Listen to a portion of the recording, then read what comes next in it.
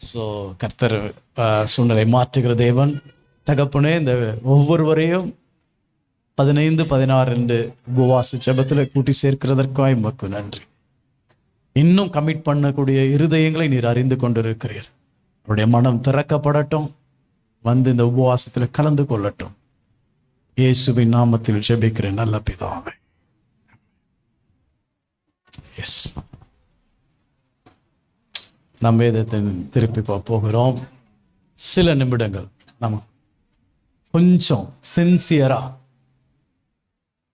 உள்ளத்தை திறந்து வசனத்துக்கு நம்ம இவ்வளோ நேரம் கர்த்தரை பாடினோம், நிறைய அறிவிப்புகள் கேட்டோம், கர்த்தரை கொடுத்தோம்.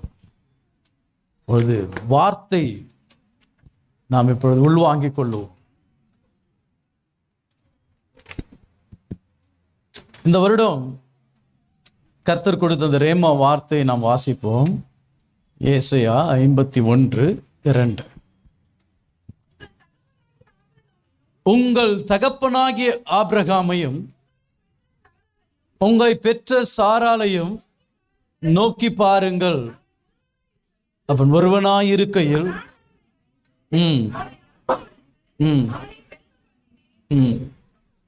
இதுதான் நம்ம நியூ இயர் சர்வீஸ்ல தியானித்தோம். போன வாரமும் இதோட ரிலேட்டடா இதை தான் நாம் தொடர்ந்து படித்தோம்.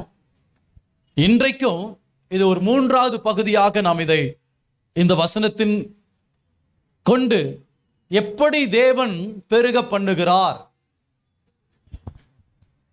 தொடர்ந்து நான் சொல்லிக் கொண்டே இருக்கேன். பெருக்கம் என்பது வெளியே இருந்து வருவதல்ல, உள்ளே இருந்து வருவதுதான் பெருக்கம். ஆமென், ஆமென். சங்கீதக்காரன் அதை குறித்து சொல்லும்போது சொல்லுகிறார், 75வது சங்கீதம் 6வது வசனம். சாம் 75, கிழக்கிலும் மேற்கிலும் வனாந்தர திசையிலும் இருந்து ஜெயம் வராது, பெருக்கம் வராது. ஜெயம், பெருக்கம், ஆசீர்வாதம் எல்லாம் ஒண்ணுதான். இப்ப கிழக்கிலும் மேற்கிலிருந்து வனாந்தர திசையிலிருந்து வராது. ஒரு தேவ பிள்ளைகள், ஒரு குடும்பம் பெருகுவது என்பது கிழக்கிலிருந்து வருவதனால் அல்ல, மேற்கிலிருந்து வருவதும் அல்ல, வனாந்தரத்திலிருந்து வருவதும் அல்ல. அப்படின்னா எங்கிருந்து வரணும்? அது நமக்குள் இருந்து புறப்பட வேண்டியதாக இருக்கு. நம்முடைய தேவன் அளவுக்கு அப்பாற்பட்டவர். God is beyond our limitation. Our God is beyond our limitation. நம்முடைய எல்லைக்கு மேல் கிரியை செய்கிறவர். நம்முடைய வழி அவர் வழி கிடையாது, நம்முடைய நினைவு அவருடைய நினைவும் அல்ல. ஆகினால் நம்முடைய வழியை காட்டிலும் உயர்ந்தது, நம்முடைய நினைவை காட்டிலும் உயர்ந்த நினைவுகள் உடையவராய் இருக்கிறார். இந்த பெருக்கம், இந்த ஆண்டுல நான் பெருக விரும்புகிறேன், அல்லது நீங்க விரும்பினாலும் விரும்பாவிட்டாலும் பெருக்கத்தை எல்லாரும் மேல கர்த்தர் வர்ஷிக்க பண்ண போகிறார். அது எங்கிருந்து நமக்குள் இருந்து துவங்குகிறது. அதனுடைய 3வது பாகத்தில் இன்றைக்கு வருகிறேன். இந்த பெருக்கத்தினுடைய வளர்ச்சி எங்கே அது இன்னும் முன்னேற்றமாய் காணப்படும் என்று சொன்னால், நம் மேல் இருக்கிற மகிமையின் பெருக்கமே ஆசீர்வாதத்தின் உயர்வாய் இருக்க போகிறது. அல்லேலூயா. நல்ல தீர்மானம் பண்ணீங்க. சங்கீதம் 65:6 மறுபடியும் நல்லா எல்லாரும் சேர்ந்து வாசிக்க போறோம். 25:6 75:6. கிழக்கு நல்லா சொல்லுங்க. கிழக்கிலும் மேற்கிலும் வனாந்தர திசை. சுத்தி கிழக்க பார்க்கிறேன், மேற்க பார்க்கிறேன், இவரை பார்க்கிறேன், அவரை பார்க்கிறேன், இந்த ஆட்களை பார்க்கிறேன், அந்த ஆட்களை பார்க்கிறேன். அங்கிருந்து எனக்கு வனாந்தர திசையிலிருந்து பெருக்கம் வரத்து போறது இல்லை. என்னுடைய பெருக்கம் என் மேல் இருக்கிற மகிமையின் அளவு கூட கூட எனக்குள் பெருக்கம் உண்டாக போகிறது. அல்லேலூயா, அல்லேலூயா. உங்க மகிமையில இருக்குது அந்த பெருக்கம். உங்க குடும்பத்தில் மகிமை எந்த அளவுக்கு இன்க்ரீஸ் ஆகிறதோ, ஃப்ளோ ஆகிறதோ, நம்ம தனிப்பட்ட வாழ்க்கையில் அந்த தேவ மகிமை எந்த அளவுக்கு அது பெருகி உள்ள இருந்து நீரூற்று போல அது பாய்கிறதோ, அது பாயிறது யாருக்கும் தெரியாது, நமக்குள் தான் தெரியும். நமக்குள், நம் மனதில் அது பாயும். நம்முடைய சரீரத்தில் அது பாயும், நம்முடைய சிந்தையில் அது பாயும், நம்முடைய உணர்வுகள் அந்த மகிமை கலக்கும், நம்முடைய எண்ணங்கள் அந்த மகிமை கலக்கும், நம்முடைய பேச்சில் அந்த மகிமை கலக்கும், நம்முடைய செயல் அந்த மகிமை நிறையும். அந்த மகிமை நிறைய நிறைய நிறைய நிறைய வேதம் சொல்லுகிறது, எழும்பி பிரகாசி, உன் ஒளி வந்தது, கர்த்தருடைய மகிமை உன்மேல் உதித்தது. ஏசாயா 60ஆம் அதிகாரம் 1ஆம் வசனத்துல வாசிக்கிறோம், எழும்பி பிரகாசி, உன் ஒளி வந்தது, கர்த்தருடைய மகிமை உன்மேல் உதித்தது. Arise and shine, for your light has come, and the glory of the Lord has risen upon you. உன் மேல மகிமை உதித்து இருக்கிறது. கர்த்தருடைய மகிமையை பெற்றவர்கள், மகிமையிலே நிரம்புகிறவர்கள். ஒரு தேவ பிள்ளையுடைய பெருக்கம் எதில் தெரியுமா இருக்குது? மகிமை பெருக பெருக இந்த உலகத்தின் அத்தனை காரியங்களும் அவர்களால் பெருக முடியும். ஆமென். அல்லேலூயா. அல்லேலூயா. இதுதாங்க சீக்ரெட். இதுதான் சீக்ரெட். நமக்கு ஒரு லிமிட்டேஷன் இருக்கிறது, நமக்கு ஒரு எல்லை இருக்கிறது, நமக்கு ஒரு எல்லைக்கு மேல செயல்பட முடியாது. ஆனா மகிமை ஆனது அந்த எல்லைக்கு அப்பாற்பட்டு செயல்படக்கூடியதாக இருக்கிறது. நீங்க அந்த 2026 எல்லா சபையிலுக்கு எல்லாரும், எல்லா குடும்பங்களும் மகிமையை நேசிங்க, தேவ மகிமையில பிரவேசிங்க, தேவ மகிமையை உள்வாங்குங்க, தேவ மகிமையினால் நிறையப்படுங்க, தேவ மகிமையை உங்களுக்குள் அனுமதிங்க, தேவ மகிமையினால் ஆளுகை செய்யப்படுங்க, தேவ மகிமை நோக்கி எழும்பி முன்னேறி செல்லுங்க. அந்த மகிமையானது எல்லா தடைகளை உடைத்து, எல்லா சூழ்நிலையை மாற்றி, அந்த மகிமை நம்மை வளர செய்ய போகிறது. நாம் விசுவாசிக்கிறேன். அல்லேலூயா. அறிவு, சாமர்த்தியம், திறமை, ஏன் சொந்த முயற்சி, இதுல கிடைக்காத பெருக்கத்தை மகிமையினால் உண்டாகும் என்பது வேத நமக்கு அழகாக கற்றுக் கொடுக்கிறது. நீங்க அந்த ஏசாயா 60ஆம் அதிகாரத்துல மகிமை வந்த பிறகு, மகிமை உதித்த பிறகு என்ன நடக்குதுன்னா, அது ஃபுல் சாப்டர்ல நீங்க வாசித்துக்கு முடிக்கலாம். அதை நான் சுருக்கமா சொல்ல போறேன். 1ஆம் வசனத்துல அந்த மகிமை உதித்த பிறகு 2ஆம் வசனம் சொல்லப்படுகிறது, கார் இருள் வெளிச்சமாய். நான் சொல்லின்னு போயிடுறேன். கார் இருள் என்ன பண்ணிடும்? வெளிச்சமாய் மாறிடும். நம்பர் 1, கார் இருள் இருக்காது, வெளிச்சம் வந்துடும். 3வது வசனத்துல ராஜாக்கள் தேடி வருகிற காலத்தை மகிமை கொண்டு வருகிறது. விசுவாசிக்கிறீங்களா? அல்லேலூயா. ஆமென். மகிமை வந்த பிறகு என்ன நடக்கிறது? மகிமைக்குள் தேவ ஜனம் வரும்பொழுது, மகிமைக்குள் வாழும்போது வேதம் என்ன வாக்கு பண்ணி இருக்குது? 4ஆம் வசனத்துல, உங்கள் குமாரர்கள், உங்கள் குமாரத்திகள் தூரத்திலிருந்து புறப்பட்டு வருவார்கள். ஆமென். ஆமென். verse 5, 5ஆம் வசனம். அப்பொழுது சொல்ல போட்டுனே இருங்க. 5ஆவது வசனம் நீங்க வாசிக்க வேணாம். இருதயம் பூரிக்கும். சொல்லுங்க, இருதயம் என்ன பண்ணுமா? பூரிக்கும். எப்படி பூரிக்கும்னா, அதிசயப்பட்டு பூரிக்கும். இந்த ஆண்டுல மகிமைக்குள் வருகிற தேவ பிள்ளைகள் எந்த அளவுக்கு நம்முடைய மகிமையை, தேவ மகிமை நாம் இன்க்ரீஸ் ஆகிறோமோ, பெருகிறோமோ, மகிமைக்குள் வளருகிறோமோ, விசுவாசத்தோடு சொல்றேன், வார்த்தை முன்னிட்டு சொல்றேன், உங்கள் இருதயம் அதிசயப்பட்டு பூரிக்கும். எனக்கு இப்படிப்பட்ட ஒரு பெருக்கம் நான் நினைக்கவே இல்லை. கர்த்தருடைய மகிமையினாலே இது உண்டாயிருக்கிறது. அல்லேலூயா. அல்லேலூயா. நம்பர் 6, 6வது வசனத்துல, பொன்னும் தூப வர்ப்பங்களும் மகிமையினால் உண்டாகும். பொன்னும் தூப வர்க்கங்களும். நம்பர் 7, ஆடுகள் கடாக்கள் பெருக்கத்தை உண்டாக்கும். நம்பர் 8, மேகம் போல, புறாக்களை போல ஜனங்களை கர்த்தர் கூட்டி சேர்க்கிறவராயிருக்கிறார்.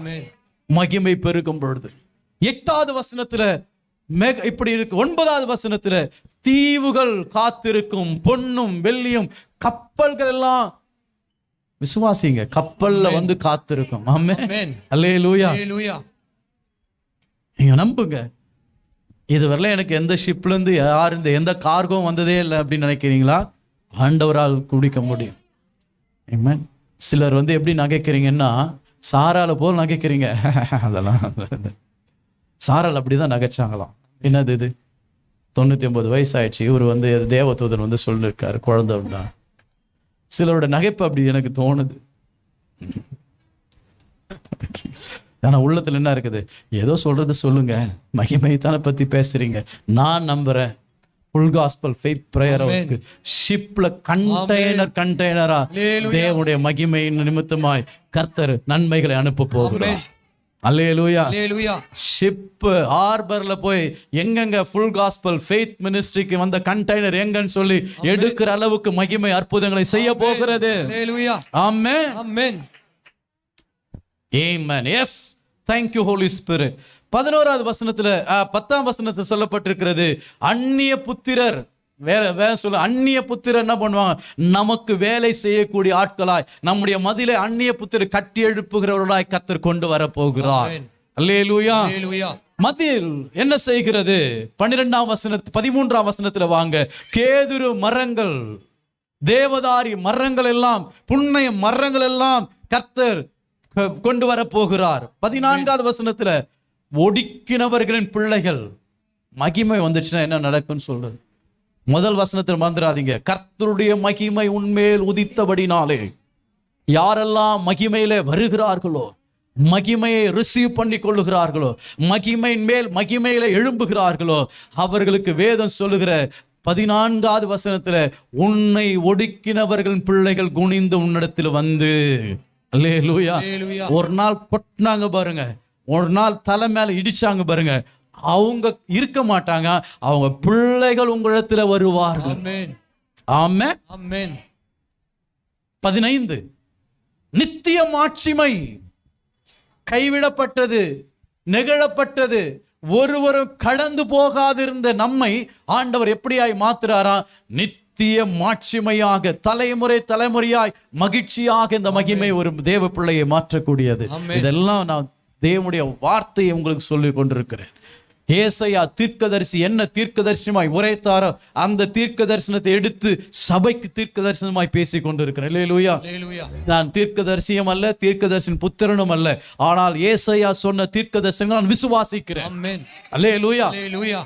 ஏசாயா சொன்னது அப்படியே இன்றைக்கு நிறைவேறுகிறதா இருக்கிறது. ஆமென். அல்லேலூயா. அவர் சொல்றார், கர்த்தருடைய வாய் இதை சொல்லிட்டு கடைசியில் அப்படிதான் முடியும். ஆகினாலே தேவனுடைய பிள்ளைகள் விசுவாசிங்க. நித்திய மாட்சிமையாய் கர்த்தர் வைக்கிறார். 16வது வசனம், ஜாதிகளுக்கு உன்னை ஆசீர்வாதமாய் கர்த்தர் வைக்கிறார். சொல்லுங்க, மகிமை வந்தா நான் ஜாதிகளுக்கு ஆசீர்வாதமாய் மாறுவேன். இப்ப நானே ஆசீர்வாதமா இல்லாம இருக்கிறேன். நானே ஒரு ஆசீர்வாதத்தை யாருக்கிட்ட இருந்து எடுத்துக்கலான்னு இருக்கேன், எங்கேயாவது கிடைக்குமான்னு தேடுறேன் அப்படின்ற ஒரு மனநிலைமையில இருக்கலாம்.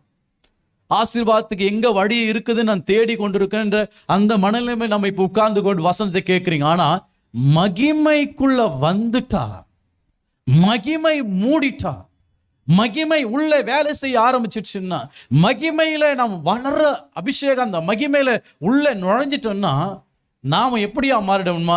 ஜாதிகளுக்கு ஆசீர்வாதமாய். கையை உயர்த்தி சொல்லுங்க, ஜாதிகளுக்கு நான் ஆசீர்வாதமாய் இருக்க போகிறேன். நம்புற தேவ பிள்ளை நல்ல கையை உயர்த்தி, ஓ இது என்னால முடியாது, மகிமையினால முடியும். அல்லேலூயா. ஆபிரகாம் மகிமை தாங்க ஜாதிகளுக்கு தகப்பனா மாத்தினது. ஆபிரகாமால முடியாதுன்னு ஆபிரகாமுக்கு தெரியும், சாரால முடியாது சாராளுக்கு தெரியும். ஆகையினால்தான் கொஞ்ச இடத்துல அவங்க ஸ்லிப் ஆகி கொஞ்சம் நகைத்த போதெல்லாம் அவங்களுக்கு கொஞ்சம் டவுட் வந்தது. ஆனா ரோமர் 4 சொல்லப்பட்டிருக்கிறது, அவன் விசுவாசத்திலே பலவீனனா இல்லாதபடி மீண்டும் தன் விசுவாசத்தை எடுத்துக்கணும். இது என்னால முடியாது, மகிமையினாலே முடியும். இந்த காலையில விசுவாசிங்க, ஜாதிகளுக்கு தகப்பனாய், ஜாதிகளுக்கு ஆசீர்வாதமாய் தேவ மகிமையை மகிமை நம்மை வைக்கிறதா இருக்கிறது. 17வது வசனத்தை சொல்லப்படுங்க, எல்லாமே மாறுது பாருங்க, லைஃபே மாறுது. 17ஆம் வசனத்துல என்ன மாறுது? வெண்கலத்துக்கு பதிலாக பொண்ணு மாறுது, இரும்புக்கு பதிலாக வெள்ளி மாறுது, மரத்துக்கு பதிலாக வெண்கலம் மாறுது. முடியுமா? சாத்தியமா? சாத்தியமா இல்லையா? சாத்தியம் சொல்ற தேவ பிள்ளைகள் ஆமென் சொல்லிருக்கலாமே. சாத்தியம். ஆமென். With God all things are possible. ஆமென். தேவனால் கூடாது ஒன்றுமே இல்லை. அப்படின்னா அவருடைய மகிமையினால் கூடாது ஒன்றுமே இல்லை. கர்த்தருடைய மகிமை உன்மேல் உதித்தது அப்படின்னு சொல்லிட்டு 17ஆம் வசனம் சொல்றாரு, பொண்ணுக்கு பதிலாக என்ன, வெள்ளிக்கு பதிலாக வெண்கலத்துக்கு பதிலாக பொண்ணு. அப்படின்னா எதெல்லாம் சீப்பரா இருக்குதோ ஹையரா மாறுது. ஆமென். இரும்புக்கு பதிலாக வெள்ளி, வெண்கலத்து மரத்துக்கு பதிலாக வெண்கலம். எப்படி நம்முடைய வாழ்வில் கர்த்தர் ஒரு டிரான்ஸ்பர்மேஷனை உருவாக்குறார். அப்படின்னா நான் சொல்றேன், சைக்கிள்ல போயிருந்தா பைக், பைக்ல போனா காரு, கார்ல போனா பிளைட். ஆமென். ஆமென். நம்புங்க, நம்புங்க, நம்புங்க, நம்புங்க. ஹல்லேலூயா. ஒருத்தன் நம்பவே இல்லை. அதெல்லாம் எப்படி நடக்குங்க? வானத்தை திறந்தா கூட ஒரு வார்கோதுமை என்னது, ஒரு படி வார்கோதுமை என்ன பண்ணாது, 4 அந்த வாசனை என்ன சொல்லுது, அந்த எலிசா தீர்க்கதரிசி ஒருத்தனுக்கு நம்பிக்கையே இல்லை. தீர்க்கதரிசி சொன்னா கூட நம்புறதுக்கு மனசு இல்லை. பாருங்க, அது எப்படி நடக்கும்? இவ்வளோ பஞ்சம் இருக்குது, இவ்வளோ பிரச்சனை இருக்குது. நீங்க சொல்றீங்க நாளைய தினம் ஒரு படி வார்கோதுமை எவ்வளவுக்கு 2 சேக்கலுக்கு விற்கப்படும். இவ்வளோ நேரம் எடுத்து கூட நீங்க எடுக்கலையா?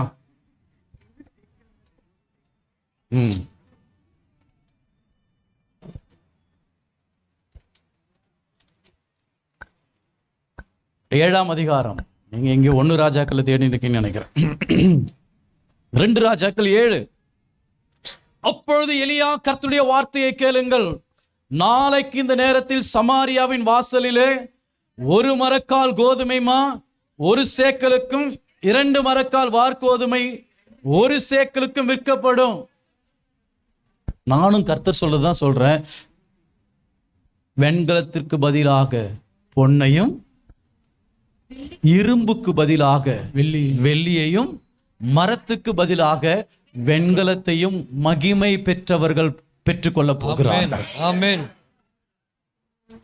இதுல எந்த கூட்டத்தில் நாம் இருக்கிறோம்? ஒருத்தன் சொல்றான், அப்பொழுது ராஜாவுக்கு கைலாய் கொடுக்கிற பிரதானி ஒருவன் தேவனுடைய மனுஷனை பிரதித்திரமாக, இதோ கர்த்தர் வானத்தின் மதகுகளை உண்டாக்கினாலும் இப்படி நடக்குமா என்றான். சிலருடைய ஆவி என்ன சொல்லுதுன்னா, அதெல்லாம் ஏசாயா தீர்க்கதரிசி 60ஆம் அதிகாரத்தில் வாசிக்கிறது நல்லா தான் இருக்கும் பாஸ்டர், நீங்களும் பிரசங்கம் பண்றது கேட்கறது நல்லா தான் இருக்குது. ஆனா எங்க வெண்கலம் பொண்ணா மாறாது, எங்க இரும்பு வெள்ளியா மாறாது, எங்க மரம் வெண்கலமா மாறாது. நாங்க என்னைக்குமே மரமா தான் இருப்போம், இரும்பா தான் இருப்போம், வெண்கலமா தான் இருப்போம். நான் விசுவாசிக்கிறேன், தேவனுடைய நாமத்தினாலே ஏசையா மகிமை வந்த பிறகு என்ன நடக்கும் என்று சொன்னாரோ அப்படியே கர்த்தருடைய ஆவியானவர் செய்ய வல்லவராய் இருக்கிறார். அல்லேலூயா. ஓ, கையை உயர்த்தி சொல்லணும், நீங்க ஆவியில ரிசீவ் பண்ணணும். நீங்க ரிசீவ் பண்ண இன்னும் கற்றுக்கொள்ள, அதான் பிரச்சனை.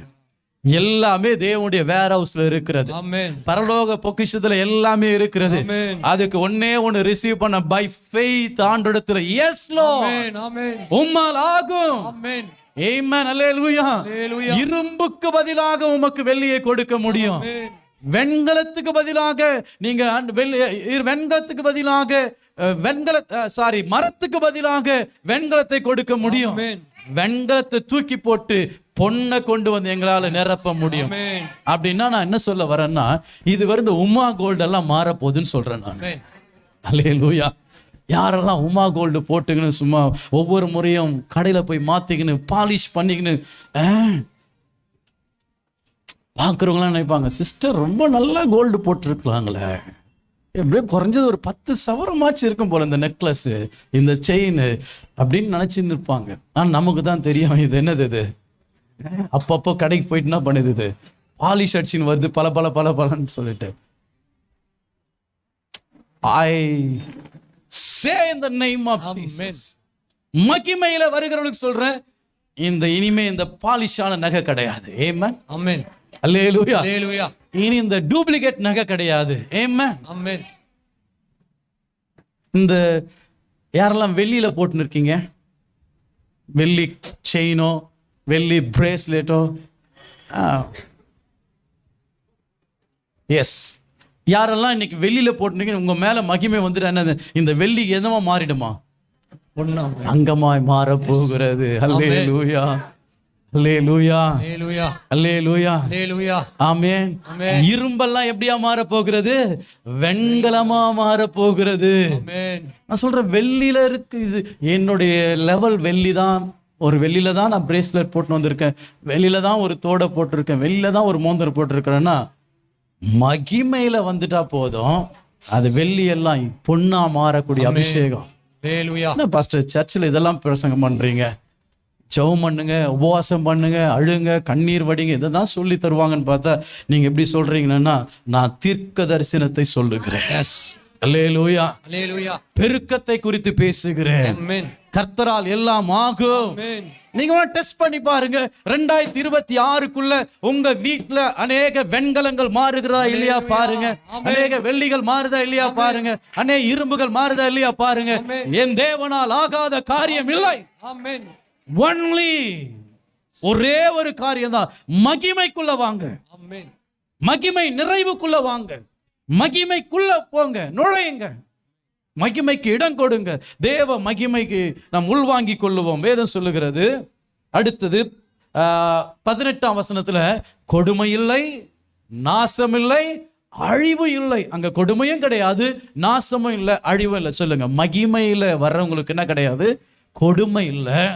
பக்கத்துல பார்த்து சொல்லுங்க, மகிமையில் நீங்க வந்துட்டீங்கன்னா, மகிமையில நிறைஞ்சிட்டீங்கன்னா, மகிமைக்குள்ள போயிட்டீங்கன்னா, மகிமையில வாழ ஆரம்பிச்சிட்டீங்கன்னா, கொடுமை இல்ல, கொடுமை இல்ல, நாசம் இல்ல, நாசம் இல்ல, அழிவு இல்ல, அழிவு இல்ல.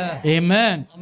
ஏன்னா 19ஆம் வசனத்துல கர்த்தரே நித்திய வெளிச்சமா இருப்பாராம். கர்த்தரே எப்படியா இருக்காரு? நித்திய வெளிச்சமா இருக்காரு. இன்னும் நம்ம மெசேஜுக்கு உள்ள போகல, ஜஸ்ட் இன்ட்ரோடக்ஷன்ல நின்று கொண்டிருக்கோம். 1/2 hour ஆயிடுச்சு. 21ஆம் வசனத்துல, ஜனங்கள் எல்லாம் அநீதிமான்களாய் மாறிடுவாங்க. ஜனங்கள் எல்லாம் எப்படியா மாறிடுவாங்க?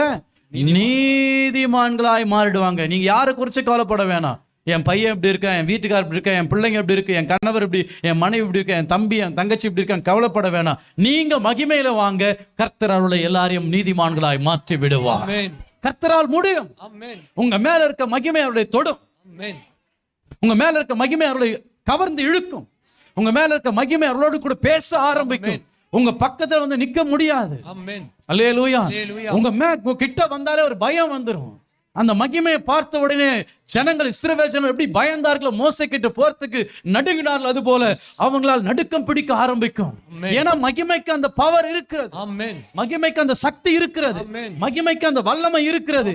சொந்த சகோதரனாகி ஆரோன் கூட கிட்ட போக முடியல, மனைவி கூட கிட்ட போக முடியல, மோசேயின் பிள்ளைகள் கிட்ட போக முடியல. மோசே தன்னை போட்டு மூடி, தன் முகத்தை மூடிக்கொண்டிருந்த ஒரு சூழ்நிலைக்கு தள்ளப்பட்டான். காரணம் தேவ மகிமை. அல்லேலூயா. அப்படியானால் என்ன சொல்கிறேன்னு சொன்னால், நம்முடைய வீட்டில் இருக்கிறவங்க யாரா இருந்தாலும் அவர்கள் நம்மை பார்க்கும்போது ஒரு பயம் உண்டாகத்தக்கதாய், ஒரு பாவ உணர்வு உண்டாகத்தக்கதாய், ஒரு குற்ற உணர்வு உண்டாகத்தக்கதாய், நீங்க சொல்லி திருந்தாததை மகிமை திருந்த வைக்கும். நீதிமானாய் மகிமை மாற்றிவிடும். நாம கத்துறோம், ஃபைட் பண்றோம், ஷவுட் பண்றோம், தொண்டைதான் போகுது, நிம்மதிதான் போகுது, பலவீனப்படுறோம், ஆவி முறிந்து போகிறது. இதெல்லாம் மூட்டை கட்டி தூரம் போட்டுருங்க. இந்த 2026ல நீ மாறு, நீ வா, நீ இப்படி இரு, நான் அப்படி இரு, இனி சொல்ல போறதில்ல. ஒன்னே ஒண்ணு, மகிமையில நான் போக போறேன். அல்லேலூயா. குடிக்கிறியா குடி, சினிமா பாக்குறேன் சினிமா பார், என்ன பண்றிய பண்ணிக்கோ, ஆனா நான் மகிமையில போறேன். என் மேல இருக்க மகிமையானது சத்துருவை விரட்ட போகிறது. இப்படிதான் எத்தனை வருஷம் ட்ரை பண்ணிட்டோம், போராடிட்டோம், நடக்கல. ஆனா மகிமையிலுக்குள்ள இந்த ஆண்டு ஸ்டெப் இன் பண்ணுவோம். குளோரிக்குள்ள நுழைந்து பாருங்க. அந்த மகிமை யாரை தொட வேண்டுமோ தொடும். எங்கே கிரியை செய்ய முடியும் கிரியை செய்யும். நீங்க பேசாத மகிமை பேச ஆரம்பிக்கும். நான் சொல்றேன், தேவனுடைய வார்த்தை உங்களுக்கு சொல்றேன். நீங்க செய்யாததை, உங்க பலத்துல சாதிக்க முடியாததை, உங்க திறமையில் அறிவிலை சொல்ல முடியாது, உங்க சண்டை சாமர்த்தியத்துல செய்ய முடியாது, மகிமை செய்ய போகிறது. அல்லேலூயா.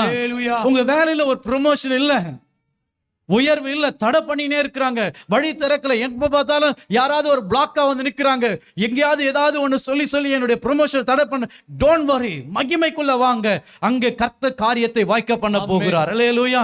குழப்படுவாங்க, இவங்க பார்க்கும் பொழுது இவங்களுக்கு விரோதம் நம்ம நிற்கவே முடியாது என்று மகிமை அவர்களை சந்திக்க போகிறது. நீதிமான்களாய் 22ஆம் வசனத்துல 1000 10,000 மகிமை ஒரு மனிதனை மாற்றி, சின்னவன் 1000 சிறியவன் பலத்த ஜாதியாய். மகிமையில உதித்த பிறகு சின்னவங்க எல்லாம் சொல்லுங்க, ரொம்ப சின்ன பையன் நீ அப்படின்னு யாராவது சொல்லியிருந்தாங்கன்னா சந்தோஷப்படுங்க. என் மேல மகிமை வந்தப்ப, என் மேல மகிமை வருது. அல்லேலூயா. கூட சோட்டா பாய் அப்படின்னு சொல்லியிருப்பாங்க, சோட்டா girl, boomer uncle, boomer aunty. உங்களை பார்த்து யாராவது சொல்லியிருக்காங்களா பூமர் அங்கிள், பூமர் ஆன்டி? லூசு, பைத்தியம், ஒன்னும் பிரயோஜனம் இல்லை இதுக்கு. என்ன பாரு நான் எப்படி இருக்கேன். Oh glory of the lord. இந்த ஆண்டு உங்க மேல ஒரு மகிமையில நீங்க வரும் பொழுது, ஆமென், ஐயோ சின்னவன் 1000 மாறிட்டான், சிறியவன் என்ன பண்ணிட்டான், பலத்த சாதியாய் மாறிட்டான். யோசனை, யோசனை, கற்பனை, கற்பனை, யோசித்து எப்படி 1000, எப்படி பலத்த சாதி, எப்படி இந்த வெண்கலம் பொன்னா மாறிச்சு, எப்படி இந்த இரும்பு வெள்ளியா மாறிச்சு, எப்படி இந்த கல் இரும்பா மாறி வெண்கலமா மாறிடுச்சு. யோசனை பண்ணி கடைசியில் ஆன்சரை கண்டுபிடிப்பாங்க. ஒரே ஆன்சர் தான், glory of the Lord. ஆமென். தேவ மகிமை. ஆமென். கையை உயர்த்தி, ஆண்டவரே என் மேல அந்த மகிமையை உதிக்க பண்ணிடு. ரகபா ரஷந்தரா லபா ரபா. கொஞ்ச நேரம் நல்ல ஆவியில பேசுங்க, அபிஷேகத்துல வாங்க. ரபா பாபா ஹந்தரா லபா ரகபா ரபா. ஆமென். நல்ல தேவ பிள்ளைகள். ஓ ரகபா கத்தியா ரபா. உங்களுக்கு அந்த அனுபவம்லாம் கூட, ஆண்டவரே உடைய மகிமை எனக்கு தந்துருங்க. என் ஞானம் அல்ல, என் பலன் அல்ல, என் திறமை அல்ல, மகிமை மகிமை மகிமை மகிமை மகிமை மகிமை மகிமை மகிமை இயேசுவே. அந்த மகிமை மகிமை நல்ல ரபா ஹதரா லபா. ஆமென். முடிந்தவர்கள் எழுந்து நின்று, ஆண்டவரே அந்த மகிமையில என்னை கொண்டு போங்கப்பா, என் மேல அந்த மகிமை ஊற்றிடுங்க. நான் ஓ ஹalleluya. எல்லாரையும் சொல்ல, யாரெல்லாம் எழுந்து நிக்கணும்னு தோணுவாங்க, இது பிரேயர் டைம் கிடையாது, இது அந்த மகிமையில நாம் நுழைகிற ஒரு அனுபவம் போல.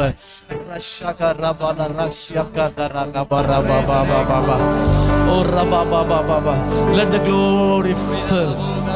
பரிசுத்த ஆவியானுடைய மகிமை இந்த இடத்தை மூடுவதாக. ஒவ்வொரு வாழ்விலும் அந்த மகிமை உள்ளே பிரவேசிப்பதாக, அந்த மகிமை நிரப்புவதாக, அந்த மகிமை. ஓ ஹalleluya.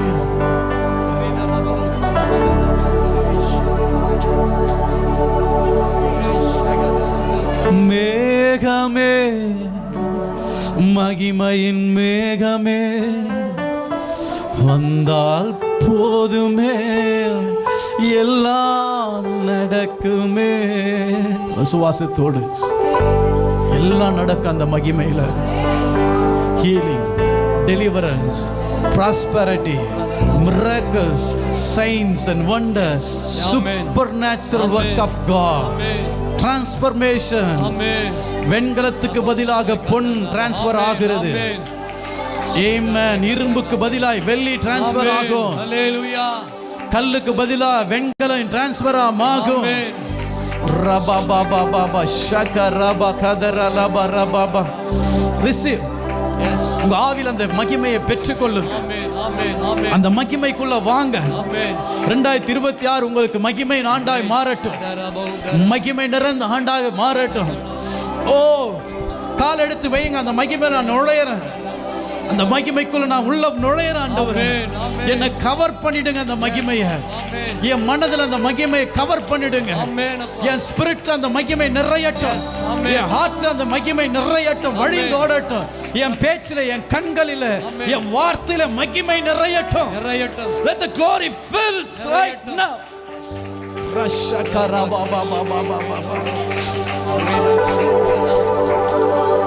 மறுரூபமாக்கிடும் மகிமையின் மேகமே, மறுரூபமாக்கிடும் மகிமையின் மேகமே, முகங்கள் மாறணுமே, ஒளிமயமாகணுமே,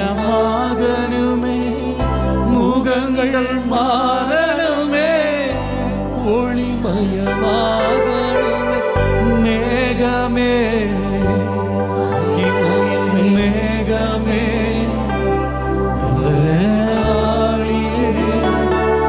இறங்கி வாருமே, மேகமே மகிமையின் மேகமே வந்தால் போதுமே, எல்லாம் நடக்குமே. இயேசுவின் நாமத்தில் பிதாவே, உம்முடைய மகிமைக்குள் நாங்கள் நுழைந்து அந்த மகிமையை நாங்கள் பெற்றுக்கொள்வதற்கு நேர்க்கிறோம். அப்போஸ்தலனாகிய பவுல் இந்த மகிமை குறித்து சொல்லும்போது சொல்லுகிறார், பழைய ஏற்பாட்டு மகிமை ஒழிந்து போகக்கூடிய மகிமை. பழைய பாட்டு மகிமை என்னது? ஒழிந்து போகக்கூடிய மகிமை. பழைய ஏற்பாட்டு மகிமை மரணத்துக்கு ஏதுவான மகிமை. 2 கொரிந்தியர் 3ஆம் அதிகாரத்துல நீங்க அப்படியே திருப்பி வச்சுங்க, சில வசனங்களை சொல்லும் போது மட்டும் அதை போக்கஸ் பண்ணிக்கினே போவோம். 8ஆம் வசனம் சொல்றாரு, ஒழிந்து போகிற மகிமை உடைய அந்த ஊழியம் அப்படிப்பட்ட மகிமை உள்ளதா இருந்தால் ஆவிக்குரிய ஊழியம் எவ்வளவு அதிக மகிமை உள்ளதா இருக்கிறது. ஆக்கினை தீர்ப்பு கொடுக்க 9ஆம் வசனம், கொடுக்க ஊழியம் மகிமை உள்ளதா இருந்தால் நீதியை கொடுக்கும் ஊழியம் அதிக மகிமை உள்ளதாய் இருக்குமே. இப்படியாக மகிமைப்பட்டிருந்த அந்த ஊழியம் இந்த ஊழியத்திற்கு உண்டாயிருக்க சிறந்த மகிமைக்கு முன்பதாக மகிமைப்பட்டதல்ல, அன்றியும் ஒழிந்து போவதே மகிமை உள்ளதா இருந்தால் நிலைத்திருப்பது அதிக மகிமை உள்ளதா இருப்போம். சொல்லுங்க, பழைய ஏற்பாட்டுல ஜீவஜனங்கள் நல்ல கவனிங்க, பழைய ஏற்பாட்டுல மோசேயும் இஸ்ரவேல் ஜனங்களும் பெற்ற மகிமை ஒழிந்து போகக்கூடியது, டெம்பரவரி. பவுல் சொல்றாரு அது மரணத்துக்கு ஏதுவானது, ஆக்கினை தீர்ப்பு கொடுக்கக்கூடியது. ஆனா புதிய ஏற்பாட்டு நாங்க பெற்றிருக்க மகிமை எப்படிப்பட்டது? அது சிறந்த மகிமையாய் இருக்கிறது. மோசேயின் ஊழியம் மரணத்துக்கு ஏதுவான ஊழியம், அது ஒழிந்து போகிற ஊழியம், அது ஆக்கினை தீர்ப்புக்குரிய ஊழியம். ஆனா புதிய ஏற்பாட்டில் இருக்கிற நமக்கு கொடுக்கப்பட்ட மகிமை அது விலையேற பெற்றது. யாத்திராகமம் 34ஆம் அதிகாரத்துல இந்த சம்பவத்தை பவுல் அங்கிருந்து எடுத்து புதிய ஏற்பாட்டில் கனெக்ட் பண்றாரு. யாத்திராகமம் 34:29 நாம சில வசனங்களை நாம கொஞ்சம் அப்படி திரும்பி பார்ப்போம்னா அங்க இந்த மகிமை குறித்து பேசப்பட்ட ரொம்ப முக்கியமான சப்ஜெக்டை நான் உங்களோடு பேசுறேன். ஆவியானவர் எனக்கு கொடுத்த அந்த பாரத்தின்படி இதை கொண்டு வருகிறேன். நீங்க இன்னைக்கு அதை உள்வாங்கிக்கினா இந்த ஆண்டு ஒரு மகிமையிலே பிரவேசித்து எல்லாவற்றையும் திருப்பிக் கொள்ளுகிற ஒரு அபிஷேகத்தை கர்த்தர் நம்மேல் வைக்க போகிறார். அல்லேலூயா. மோசே சாட்சி பலகையை கொண்டு தன் கையில எடுத்துக்கொண்டு சீனாய் மலையில் இறங்கிய போது தன்னோட அவர் பேசினதினாலே தன் முகம் பிரகாசிப்பதை அவன் அறியாது இருந்தான். மோசே ஆண்டவர் கூப்பிடுறார் 1ஆம் வசனத்துல, நீ வா, திரும்பவும் நீ உடைத்து போட்ட அந்த கற்பலைக்கு பதிலாக நான் உனக்கு தரேன், நீ எடுத்துக்கொண்டு வா என்ற போது மோசே மலைக்கு போகிறார். கர்த்தரோடு பேசினார். சம்பாஷணை நடைபெறுகிறது. முடிந்த உடனே எல்லாம் செட்டிலாகி மோசே இறங்கி வராரு. இறங்கி வந்த பிறகு மோசேயின் முகம் இப்ப மகிமையில் என்ன பண்ணுது? பிரகாசிக்குது. மோசேயின் முகம் பிரகாசிக்குது. ஆனா மோசேக்கு தெரியல. கர்த்தனோடு அவர் பேசினதினாலே தன் முகம் பிரகாசித்திருப்பதை அவன் அறியாது இருந்தான். தேவ பிள்ளை நல்ல கவனிங்க. இப்போ மோசேயுடைய முகம் பிரகாசிக்க ஆரம்பிச்சு விட்டது. கீழே இறங்கி வந்த பிறகு என்ன நடந்தது, என்ன சம்பவிக்குதுன்னா, ஆரோன் கிட்ட போக முடியல. இஸ்ரவேல் புத்திரரும் ஆரோனும் அவனை பார்க்கும்போது அவன் முகரம் பிரகாசிப்பதை கண்டு அவன் சமீபத்தில் சேர பயந்தார்கள். நான் என்ன சொல்றேன்னா, ஒழிந்து போகிற மகிமை, ஆக்கிர தீர்ப்பு கொடுக்கிற ஊழியத்தை செய்த மோசேயின் மேல் இருந்த மகிமையை பார்த்து ஆரோனும், பிரதான ஆசாரியன் ஆரோன், அவனோடு கூட இருந்தவர்களும் கிட்ட போக முடியாத அளவுக்கு பயத்தை உண்டாக்குமானால், உங்களுக்குள் எனக்குள் இருக்கிற மகிமை, பரிசுத்த ஆவியின் மூலமாய் இப்பொழுது நாம் பெற்றிருக்கிற இந்த மகிமை சத்துருக்களை பயமுறுத்தக்கூடியதாக இருக்கும். அல்லேலூயா. ஆரோன் பயப்பட தேவையில்லை, இஸ்ரவேல் ஜனங்கள் பயப்பட தேவையில்லை. ஆனா நமக்குள் பவுல் சொல்றாரு, இந்த மகிமை இப்படி இருக்குது, ஆனா நமக்குள் இப்பொழுது மகிமையின் மேல் மகிமை. 2 கொரிந்தியர் 3ஆம் அதிகாரத்துல பேரலரா வச்சுங்க, அங்க சொல்லப்பட்டிருக்கிறது, இந்த ஆவியானவரால் நாம் மகிமையின் மேல் மகிமை அடைகிறோம். மகிமையின் மேல் மகிமை நமக்குள் ஆவியானவர் உண்டு பண்றதுனால, ஆரோன் பயப்பட்டது போல, இஸ்ரவேல் ஜனங்க பயப்பட்டது போல, அவர்கள் பழைய ஏற்பாட்டு மோசேயின் வெளிப்புறமான மகிமையை பார்த்து பயந்தார்கள். நல்ல கவனிங்க, பழைய ஏற்பாட்டு மகிமை வெளியே காணப்படுவது. பக்கத்துல பாசணும், பழைய ஏற்பாட்டு மகிமை எங்க இருந்தது? Only outward. பழைய ஏற்பாட்டு எல்லாமே அவுட்வர்டு தான், நிழல், எக்ஸாம்பிள். ஆனால் புதிய ஏற்பாட்டு மகிமை அவுட்வர்ட்ல இல்ல, இன்வர்ட்ல இருக்கிறது. சொல்லுங்க, அது எங்க இருக்குது? நமக்குள் மகிமை. அல்லேலூயா. பழைய ஏற்பாட்டுல வெளியரங்கமா மோசேயின் முகத்துல காணப்பட்டது. இப்ப யாரும் இந்த முகத்தை போட்டு மறைக்கணும் அவசியம் இல்லை. நம்முடைய ஆவிக்குள்ளாய் அந்த மகிமை நிறைக்கிறது. இதை நிறைக்க செய்கிறவர் பரிசுத்த ஆவியானவர். வேணா உங்களுக்கு உதாரணம் சொல்றேன். 2 கொரிந்தியர் திருப்பி கொள்ளுங்க, இதற்கு இருக்கு. 2 கொரிந்தியர் 3ஆம் அதிகாரம் 18வது வசனத்துல, நாம் எல்லோரும் திறந்த முகமாய் கர்த்தருடைய மகிமையை கண்ணாடியிலே காண்கிறது போல கண்டு ஆவியாய் இருக்கிற கர்த்தராய் அந்த சாயலாகத்தானே மகிமையின் மேல் மகிமை அடைந்து மறுரூபமடைகிறோம். அப்போ பரிசுத்த அதான் பவுல் சொல்றாரு, இந்த பகுதியை இந்த யாத்ரா 34 கொண்டு வந்து சொல்றாரு 2 கொரிந்தியர்ல. அவரே அதான் சொல்றாரு, ஒழிந்து போகிற இந்த ஊழியத்திற்கு இவ்வளவு மகிமை இருந்தது. அவுட்வேர்டா காண்பித்த ஊழியத்திற்கு மகிமை இருந்ததுன்னா, இன்வேர்டா இருக்கிற நமக்கு அதிக மகிமை இருக்கிறது. அது நமக்குள்ள பிரகாசிக்கிறது. ஆகினாலே கர்த்தரே ஆவியானவர், கர்த்தருடைய ஆவியானவர் எங்கெங்கோ அங்க மகிமை இருக்கிறது. அல்லேலூயா. இந்த மகிமை நம்முடைய ஆவியில இருக்கிறது. அது நிறைய நிறைய நிறைய நிறைய மகிமையின் அளவு கூட கூட, மகிமையின் பிரசன்னம் கூட கூட கூட கூட என்ன சம்பவிக்குது? பெருக்கம் தானாக உண்டாகும். நான் சொல்றேன், ஆரோன் பயந்தார், இஸ்ரவேல் ஜனங்கள் பயந்தார்கள். கிட்ட போக முடியல, மோசே கிட்ட பேச முடியல. என்ன நடந்தது? மோசே என்ன பண்ணார்னா, அதுக்கு பின்பது அந்த 34ஆம் அதிகாரத்துல மோசே தன் முகத்தை மூடிக்கொண்டு என்ன பண்ணாராம்? வந்து நின்று பேசினார். எப்பொழுதெல்லாம் வெளியே வந்தாரோ அப்பொழுது முகத்தை மூடிப்பாரு. எப்பொழுதெல்லாம் ஆசரிப்பு கூடாரத்துல போனாரோ அப்பொழுது முகத்தை திறப்பாரு. பைபிள் அப்படிதான் அந்த 34ஆம் அதிகாரத்துல வாசிங்கன்னா, மோசே உள்ள போகும்போது முகத்தை திரை எடுத்துக்கொண்டு போவார். ஸ்கார்ப் கொடுங்க, உங்க ஸ்கார்ப். மோசே ஆசரிப்பு கூடாரத்துல போகும்போதெல்லாம் எப்படி போவாருன்னா, இப்படி போவார். ஆனா வெளியே வந்துட்டாருன்னா யாரும் என்ன பண்ணக்கூடாது, பார்க்க முடியாது. பூமா மாதிரி வருவாரு. நம்ம பாயம்மான்னு சொல்லுவோம் பாருங்க.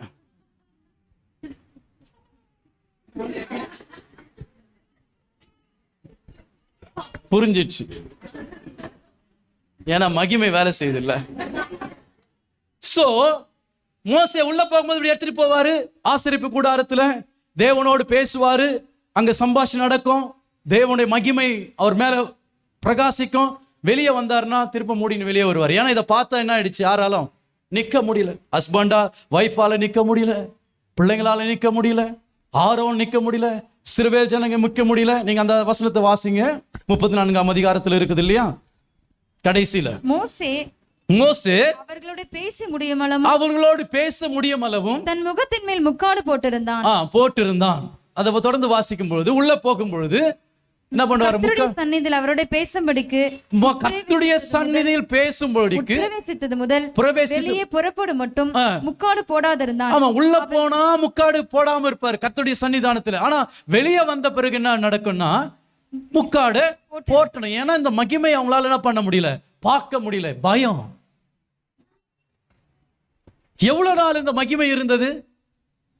டெம்பரவரி. பக்கத்துல பாச டெம்பரவரி. கடைசி வரலும் இந்த மகிமை இல்ல. சர்டன் பீரியட், சில ஆண்டுகள், சில காலங்கள் இருந்தது. ஆனா கடைசி வரலும் இந்த மகிமை அப்படி இல்ல. மோசே மரிக்க வரை முக்காடு போட்டுல. ஆனா நான் உங்களுக்கு சொல்றேன், நான் மரிக்க வரை தேவனுடைய மகிமை நமக்குள் எப்பொழுதும் வாசமாய் இருக்கிறது. அல்லேலூயா. அது கொஞ்சம் கொஞ்சமா அது மோசேயை விட்டு வெளியே போனது. ஆனால் இன்றைக்கு பரிசுத்த ஆவியானவர் நமக்குள் வாசமாய் இருக்கிறபடினாலே, கர்த்தரே ஆவியானவர், அந்த ஆவியானவர் நம்மை மகிமையின் மேல் மகிமையை பிரகாசிக்க செய்கிறார். ஆமென்.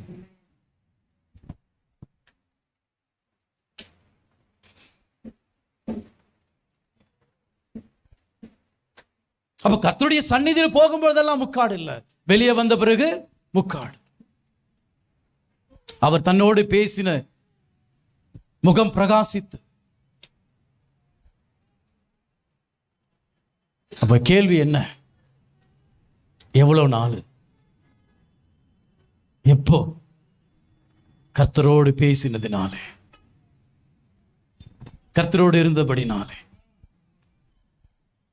நம்ம கர்த்தரோடு பேச பேச பேச ஆவியானோடு பழக பழக பழக மகிமை உள்ள பெருக ஆரம்பித்து. மோசேக்கு அவுட்வர்டா பெருகினது, ஆனா நமக்கு இன்வர்ட்ல மகிமை பெருகு. அதனாலதான் சொல்றேன், பெருக்கம் என்பது வெளியே இருந்து வரதல்ல, உள்ள இருந்து துவங்குகிறது. ஆமென். அல்லேலூயா. அப்ப பேச பேச எல்லாமே பழைய ஏற்பாட்டுல வெளிப்புறத்துல போக்கஸ் பண்ணிருந்தது. ஆனா உள்ளே புதிய ஏற்பாட்டுல எல்லாமே உள்ளே அது போக்கஸ்டா இருக்கிறது. மோசே உள்ளே போய் மகிமையை சில காலங்கள் பெற்றுக்கொண்டார். ஆனால் நமக்குள் இன்றைக்கும் வேதம் சொல்லுகிறது, என்றென்றைக்கு நம்மளோடு தங்கி இருக்கும்படியாக பரிசுத்த ஆவியானவர் கொடுக்கப்பட்டிருக்கிறார். அல்லேலூயா. மோசே போல கொஞ்ச நாள் அப்படி உள்ள போயிட்டு வெளியே வந்து, கொஞ்ச நாள் உள்ள போயிட்டு வெளியே வந்து, சில காலம் அல்ல. வேதம் சொல்லுகிறது, இயேசு கிறிஸ்து என்றென்றைக்கு உங்களோடு இருக்கும்படி நான் தேற்றவாளன் ஆகிய பரிசுத்த ஆவியானவரை அனுப்புகிறேன். அல்லேலூயா. Thank you Holy Spirit சொல்லுங்க. மகிமையின் ஆவியானவராய் நீ எங்களுக்குள் வாழ்ந்து கொண்டு இருக்கிறீங்களே. அல்லேலூயா. அப்படியானால் மகிமையில் வாழ்ந்தவர்கள் தேவ பிரசன்னம். நீங்க பழைய ஏற்பாட்டுல தேவ பிரசன்னம், தேவ சமூகம், மகிமை எல்லாம் ஒன்று. மேகம், இது எல்லாமே ஒரே ஒரு பொருளை குறிக்கிற தேவ மகிமை, glory of the Lord. இப்ப மகிமையில வாழ்ந்தவங்க எப்படி வாழ்ந்தாங்க பழைய ஏற்பாட்டுல? இது பெரிய சாப்டர். மகிமையில வாழும்பொழுது எப்படிப்பட்ட வாழ்க்கை வாழ்ந்தார்கள்? வேதம் சொல்லுகிறது, அதே யாத்திராகமம் 13ஆம் அதிகாரத்துல 20 முதல் 22 வசனத்துல இந்த மகிமை தம்முடைய ஜனங்கள் மேல் அக்கினி ஸ்தம்பமாக, மேக ஸ்தம்பமாக, பகலிலே அக்கினி ஸ்தம்பமாகவும் இரவிலே இரவில் அக்கினி ஸ்தம்பமாக, பகலிலே மேக ஸ்தம்பமாக கர்த்தருடைய மகிமை இருந்தது. கொஞ்சம் இமேஜின் பண்ணி பாருங்களேன்.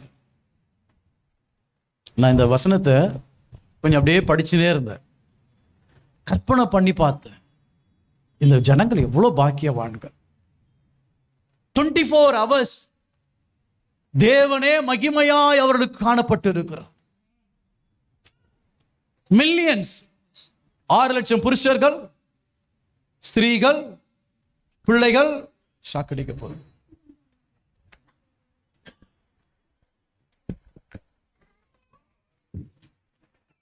பிள்ளைகள் எப்படி பார்த்தீங்கன்னா 20 லட்சம் பேர், ஆடு மாடுகள் மிருக ஜீவன்கள் எல்லாம் இவர்களோடு கூட இருந்தது. பாருங்க, இந்த மகிமை எவ்வளவு இந்த ஜனங்கள் விசேஷமானவர்கள்.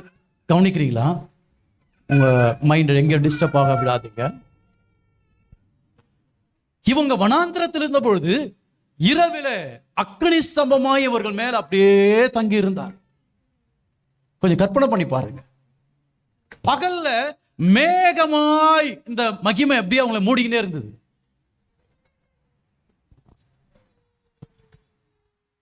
இவங்க அப்படியே பிரயாணம் பண்ணிக்கிட்டே இருந்தாங்க. வேதம் சொல்லுகிறது, என்னாகமும் 9ஆம் அதிகாரம் 15 வாசித்தீங்கன்னா, இந்த மகிமை இவர்கள் அக்னி ஸ்தம்பமாய் மேக ஸ்தம்பமாய் இருந்தது. நான் அப்படியே கொஞ்சம் ஷார்ட்கட் பண்ணி போயிடுறேன். இது எழும்பும் பொழுது இஸ்ரவேல் ஜனங்கள் பிரயாணம் பண்ணுவார்கள். 18ஆம் வசனத்துல இது எங்க இந்த மகிமை தங்குதோ அப்படியே இந்த 20 லட்சம் பேர் திரள் கூட்டம் அந்த வனாந்தரத்தில் அப்படியே இருப்பாங்க. வனாந்தரம் என்பது அபாயம் நிறைந்தது. துஷ்ட மிருகங்களும் மிகவும் கொடிய விஷ ஜந்துகளும் தண்ணீர் இல்லாத வறட்சியும் நிறைந்த ஒரு இடம். துஷ்ட மிருகங்கள் இருக்கும், கொடிய விஷமான ஜந்துக்கள் பாம்புகள் நிறைந்தது. தண்ணீர் கிடையாது, உணவு கிடையாது, எங்கு பார்த்தாலும் உஷ்ணம், எங்கு பார்த்தாலும் வனாந்திரம். நீங்க அப்படி வனாந்திரத்துல பிரயாணம் பண்ணி பழக்கம் இருந்தா நீங்க உங்களுக்கு புரியும். அல்லது கப்பல்ல பிரயாணம் பண்ணவங்களுக்கு இது ரொம்ப கொஞ்சம், நான் சொல்றது இன்னும் கொஞ்சம் புரிஞ்சுக்கலாம். நீங்க ஷிப்ல டிராவல் பண்ணும்பொழுது ஒரு 10 கிலோமீட்டர் தாண்டி போயிட்டீங்கன்னா எங்கு பார்த்தாலும் கடலை தான் தெரியும். எது கிழக்கு எது மேற்குன்னு தெரியாது. தப்பி தவறு விழுந்துட்டா இது கிழக்கு தான் சொல்லி நாம நீச்சல் அடிச்சோமா நம்மளால என்ன பண்ண முடியாது, தெரியாது. போவ நீச்சல் அடிப்போம், ஆனா இன்னொரு என்ன கடல்ல போய்கினே இருப்போம். ரொம்ப ரொம்ப அபாயகரமானது. கரை நினைச்சு வருவோம், நம்ம வேற எங்கன்னா போயின்னு இருப்போம். இன்னும் இன்னும் இன்னும் இன்னும் கரை இன்னும் டீப்பா போயின்னு இருப்போம் கடல்ல. சோ இந்த விஷ ஜந்துக்கள், கொடூரமான மிருகங்கள், தண்ணீர் இல்லாத இந்த நிலைமையில் இருந்த ஜனங்களுக்கு அப்படியே ஆண்டவர் பாதுகாத்துக்கினே இருக்கிறார். கோழி தன் சிறகுகளின் மேல், தன் சிறகின் கீழாய் தன் குஞ்சுகளை அடைக்காப்பது போல மகிமை இவர்களை பாதுகாத்து கொண்டது. அல்லேலூயா, அல்லேலூயா. பாதுகாப்பு, மகிமை நமக்கு பாதுகாப்பை கொடுக்கிறது. ஏன் மகிமையில வாங்கன்னு சொல்றேன்னா, மகிமை நம்மை பாதுகாக்கிறது. ஏன் மகிமையில வாழணும், ஏன் மகிமையில நிறையணும், மகிமை நம்மை பாதுகாக்கிறது. ஒரு மாசம், ஒரு வருஷம், ஒரு மாதம் கூட இந்த மகிமை அப்படியே இருந்ததுன்னா இவங்க அப்படியே இருப்பாங்க, நகர மாட்டாங்க. 40 வருஷம் இப்படியே இந்த ஜனங்களை சிறகுகளின் கீழ், தாய் பறவை தன் குஞ்சுகளை செட்டையின் கீழ் வைத்து நடத்துவது போல மகிமையின் கீழாக 20 லட்சம் பேரை கர்த்தர் கொண்டு வந்திருக்கிறார். நான் வாசிக்கும் போது என் உள்ளத்துல ஒரு பெரிய சந்தோஷம். ஆண்டவரே, இவ்வளவு பெரிய தேவனை நான் ஆராதிக்கிறேன், இவ்வளவு பெரிய தேவனுக்கு நான் ஊழியம் செய்கிறேன், இவ்வளவு பெரிய தேவனை குறித்து பிரசங்கிக்கிறேன். இது எனக்கு கிடைத்த மகிமை ஆண்டவர். அல்லேலூயா. ஒரு தாய் பறவை தன் சிறகுகளை விரித்து காப்பது போல 20 லட்சம் புருஷர்கள், ஸ்திரீகள், பிள்ளைகள் எல்லாரையும் அந்த மகிமையானது அப்படியே ஷேடோ போகுது. நிக்கனா நிக்கும், போனா போகும். நைட்ல பார்த்தீங்கன்னா பகல் ஃபுல்லா குளிர்ச்சியா இருக்கும். ஏன்னா சுத்தி வனாந்திரம், வெயிலின் தாக்கம். பாலைவனத்துல எங்க 30 டிகிரி இருக்குமா, 35 டிகிரி இருக்குமா, செல்சியஸ் இருக்குமா நமக்கு தெரியாது. 40, 45, 50, 55 டிகிரி செல்சியஸ்ல நமக்கு சம்மர்ல 38 வந்தாலே தாங்க முடியல. ஆனா 40, 50, 60 டிகிரி செல்சியஸ்ல இருக்கிற வனாந்தரத்துல இந்த தேவன் மேக ஸ்தம்பமாய் இவருக்கு இருந்தார். Free AC. அல்லேலூயா. 24 ஹவர்ஸ்ல இவங்களுக்கு 12 ஹவர்ஸ் ஃப்ரீ ஏசி. 40 years, 40 வருஷம். No electricity, no electric bill, pay பண்ண வேண்டிய அவசியமே இல்லை. எங்கு பார்த்தாலும் நைட்ல வெளிச்சம். ஸ்ட்ரீட் லைட் தேவையில்லை. லைட்டுக்கு பீஸ் போச்சுன்னு, கரண்ட் கட் ஆயிடுச்சுன்னு ஃபோன் பண்ண தேவையில்லை. இன்னைக்கு நம்ம சந்திக்கிற பிரச்சனை அதுதானே. திடீர்னு நைட்டு நல்லா தூங்கின மாதிரி கரண்ட் கட் ஆகிடும். உடனே ஃபோன் எடுத்து ஆடி ஆடி ஆடி இவங்களுக்கு 24 ஹவர்ஸ்ல நைட்டு சாயந்தரம் ஆரம்பிச்ச உடனே பட்டுன்னு பல்ப் ஏறிற மாதிரி மகிமையிலேருந்து அப்படியே வெளிச்சம். கொஞ்சம் இமேஜின் பண்ணுங்க தேவ ஜனங்கள். அப்படி சும்மா வாசிட்டு போயிடாதீங்க. அதெல்லாம் ஏதோ பைபிள் வாசித்து போயிடாதீங்க. யோசித்து பாருங்க. அப்படி ஃபிராக்சர் ஆஃப் செகண்ட்ல ஹோல் வில்டர்னஸ் ஃபுல்லா லைட் எரியுது. எத்தனை நாள்? ஒரு நாளா, 2 நாளா, 3 நாளா? 40 years, 40 வருஷம் இந்த லைட் அணையவே இல்லை. அல்லேலூயா. நான் சொல்றேன், இந்த மகிமையில வந்துட்டா 40 yearsல லைஃப் லாங் நமக்கு ஒளிதான். ஆமென். அல்லேலூயா. லைஃப் லாங் வெளிச்சம் தான். இருள் நம்ம மேல அதிகாரம் செலுத்தவே முடியாது. இருளின் அதிகாரங்களுக்கு நம்ம மேல பவர் கிடையாது. இருள் நம்ம மூடவே முடியாது. அதுதான் சங்கீதக்காரன் சொல்றார், இருளில் நடமாடும் கொள்ளை நோக்கும் மதியானத்தில் சங்காரத்திற்கு நீ பயப்படாதிருப்பாய், ஏன்னா மகிமை எனக்குள் இருக்கிறது. அல்லேலூயா. மகிமை நமக்குள் இருக்கிறது. சொல்லுங்க, தைரியமா சொல்லுங்க, மகிமை. மகிமை. அல்லேலூயா. இந்த ஆண்டு மகிமைக்குள்ள தேவ ஜனங்க வாங்க. அது மாத்திரம் மகிமையில வாழ்ந்தவங்களுக்கு இன்னும் சொல்லப்பட்டிருக்கிறது. அந்த வசனத்தை நீங்க வாசித்து பார்த்தீங்கன்னா அவங்களுக்கு என்ன சம்பவித்ததுன்னா, உபாகமம் 29ஆம் அதிகாரம் 5ஆம் வசனத்துல பார்த்தீங்கன்னா, அவங்க செருப்பு பழசாகல, அவங்க போட்டு இந்த ட்ரெஸ்ஸுனால ஃபேட் ஆகல. மகிமையில எப்படி மகிமை ஒருத்தரை நடத்துது பாருங்க. ட்ரெஸ் என்ன ஆகல, ஃபேட் ஆகல. காலில் போட்டு செருப்பு என்ன பண்ணல, தேய்ந்து போகல. நம்ம பாஷையில சொன்னா தேய்ந்து போகல. ட்ரெஸ் மாத்த வேண்டியதே இல்லை. அதே ட்ரெஸ் டெய்லி பார்த்தா புதுசா இருக்குது. அதே செருப்பு 40 வருஷம் நடந்து நடந்து நடந்து பார்த்தாலும் எகிப்திலிருந்து என்னைக்கு போட்டாங்களோ அதே மாதிரி இருக்கு. என்ன மகிமை இது! அடுத்து என்ன தெரியுங்களா? 40 வருஷம் உங்களுக்கு சமைக்கவும் தேவையில்லை. என்ன தேவையில்லை? ஆமா, அங்க ஆகாரமும் இல்லை. அந்த வசந்த வாசிங்க, அவங்களுக்கு கிடையாது. ஃபுட்டும் இல்லை. No stove, no cooking, no breakfast பத்தி கவலை கிடையாது, லஞ்சை பத்தி கவலை கிடையாது, டின்னர் பத்தி கவலை கிடையாது. வாசிக்கிற அந்த வசனத்தை 5ஆம் 29 உபாகமும் 29. நீங்கள் அப்பம் சாப்பிடவும், நீங்கள் அப்பம் சாப்பிடவும். நீங்க போய் ரொட்டியை ரெடி பண்ணல, சப்பாத்தி ரெடி பண்ணல, பிரியாணி ரெடி பண்ணல, அதை ரெடி பண்ணல, இதை ரெடி பண்ணல. அப்ப 40 வருஷம் என்ன சாப்பிட்டாங்க? மன்னா சாப்பிட்டாங்க. ஃப்ரீ ஃபுட், மன்னா. எப்படி 40 வருஷம் சாப்பிட்டாங்கன்னா, நான் விசுவாசிக்கிறேன் டெய்லி ஆண்டவர் ஒரு ஃப்ளேவரை உருவாக்கியிருப்பாருன்னு நினைக்கிறேன்ல.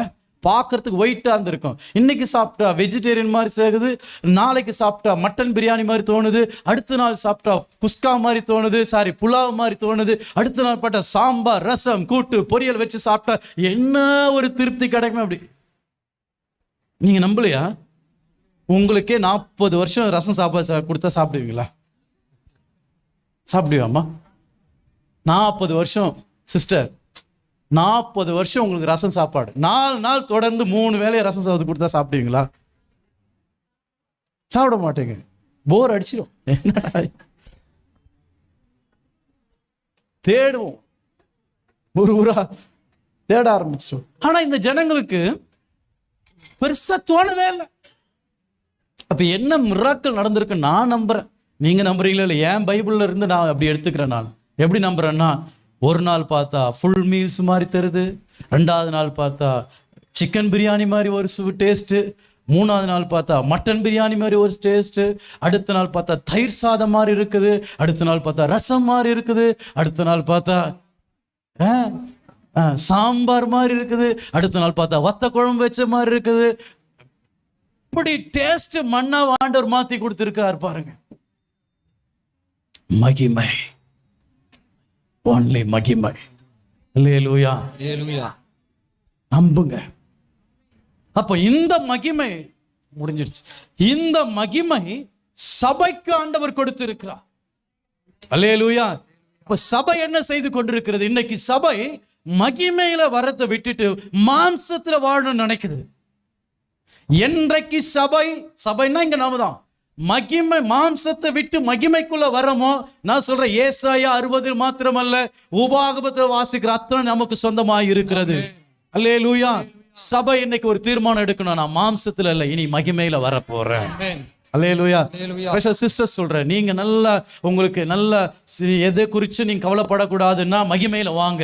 ஆமே, என்ன சமைக்கிறது, என்ன பண்ணலாம், அதை பண்ணலாம் இல்லை, நீங்க மகிமையில வந்துருங்க. ஆட்டோமேட்டிக்கா அதெல்லாம் நடக்க ஆரம்பிச்சிருவாங்க.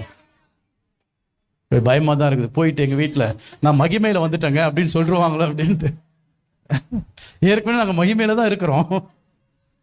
மகிமையின் மேல் மகிமை ஆயிடுமோன்னு ஒரு டவுட் ஆயிடுச்சு. பரவாயில்ல, மகிமையில வந்துட்டா எல்லாம் என்ன ஆயிடும்? ஆனா நடக்க ஆரம்பிச்சிடும். தேவன் ஞானத்தை கொடுப்பாரு, பலனை கொடுப்பாரு, சந்தோஷத்தை கொடுப்பாரு. நீங்க செய்யணும்னு நினைக்க மாட்டீங்க, ஆனா கை ஓடும். இன்னைக்கு பிள்ளைங்களுக்கு செய்யணும், ஹஸ்பண்டுக்கு செய்யணும், வீட்டுக்கு செய்யணும். என்ன அது இதுக்கு முன்னாடி செஞ்ச மாதிரி தெரியலையே, ஒரு வித்தியாசமான டேஸ்ட் இருக்குது. செய்யணும்னு நினைச்சா கூட ஆவியா மகிமை தட்டும், போய் செய். அல்லேலூயா. மகிமை தட்டி எழுப்பி விடும், போ ப்ரிப்பேர் பண்ணு. அப்போ பார்த்து நீங்க சும்மா செய்ய மாட்டீங்க. முதல்ல தேவையா இதெல்லாம் தேவையா, இதெல்லாம் இப்படிலாம் பண்ணணுமா, ஏன் நான் இந்த கட்டினேன், நான் ஏன் இங்கே வந்தேன் இந்த குடும்பத்துக்கு அப்படி இப்போ அப்படி சொல்ல மாட்டேங்க. ஒரே சந்தோஷம் தான். ஹல்லேலூயா. கர்த்தர் நல்லவர், அவர் கிருபை என்றும் உள்ளது. ஒரு ஆணின் எடுத்து கர்த்தர் நல்லவர், அவர் கிருபை என்றும் உள்ளது. ஒரு தக்காளி எடுத்து இயேசு பெரியவர், இயேசு பெரியவர். ஒரு ஒரு கத்திரிக்காய் எடுக்கும்போது இயேசு நல்லவர், இயேசு நல்லவர். ஏன்னா மகிமை உள்ள வந்துடுச்சு. ஆமென். அல்லேலூயா. சிக்கனை பார்த்தவன், ஓ இயேசுவே உமக்கு ஸ்தோத்திரம், ஸ்தோத்திரிப்பேன் நான். ஏன்னா மகிமை பண்ண பண்ணிடுச்சு. எல்லாத்தையும் மறக்க செய்து நம்மை இன்னும் இன்னும் இன்னும் உள்ளே கொண்டு போகிறது. ஆமே. அதுதான் இன்னைக்கு இந்த வருஷம் நடக்க போகுது பாருங்க. எல்லா பிரதர்ஸ்க்கும் ஒரு ஹாப்பி நியூஸ் சொல்லுறேன் நான். உங்க வீட்டுக்காரம்மா மகிமையில வந்துட்டாங்க. நீங்க கவலைப்பட வேணாம். நீங்க விரும்பாததை கடந்த வருஷம் நீங்க எதெல்லாம் முடியல, என்ன ஒரே ரசம், என்ன ஒரே தயிர் சாதம், என்ன ஒரே சாம்பார் சொன்னீங்கல்ல, இப்பொழுது மகிமையில வந்து அவங்க மகிழ்ச்சியோடு செய்ய போகிறார்கள். அல்லேலூயா. சகோதரிகளுக்கு தான். உங்க வீட்டுக்காரர் ஐயோ எப்ப ஏன்டா வீட்டுக்கு வராரு, ஒரு கொஞ்ச நேரம் பொறுத்து வந்தா கூட நல்லா இருக்குமே, படுக்கும் போது வந்தாலும் சாப்பிட்டு அப்படியே படுத்துருங்கன்னு சொல்லாமே. இல்லை, இப்போ நீங்க ஏங்க போறீங்க, ஏங்க கொஞ்சம் சீக்கிரமா வந்துருங்க, சீக்கிரமா வாங்க, உங்களோட டைம் ஸ்பெண்ட் பண்ணணும், பேசணும், நம்ம சந்தோஷமா நம்ம ஆண்டோடைய காரியத்தை குறித்து விவாதிக்கணும், பேசணும். மகிமை உங்க வீட்டுக்கார மூடி இருக்கிறது. அல்லேலூயா.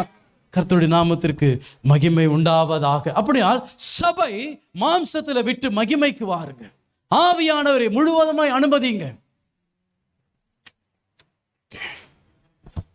இது அடுத்த வாரம் மீண்டும் தொடரும். கண்களை மூடி எழுந்து நின்று